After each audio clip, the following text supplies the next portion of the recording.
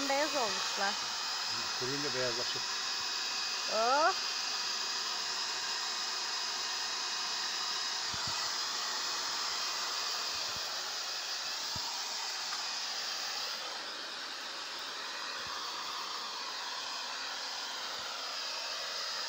Taradın mı bir de onu? Arıyor mu sanki? Olur mu?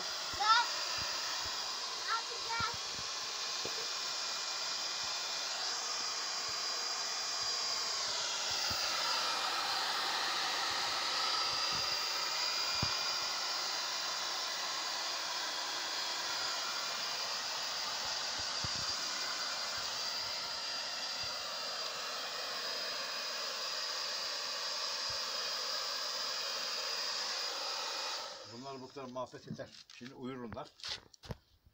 Ondan sonra uyanınca kendilerini şey yaparlar, tararlar. Kendilerini pisletirler yine. Yok, pis yere koymayacağım artık. Onlar beriye temiz bir yer yaptım. Onlar pisletiyor ki kendini. Ya ben onları tamamen şey yapacağım, kollayacağım artık. Uyuyorlar zaten.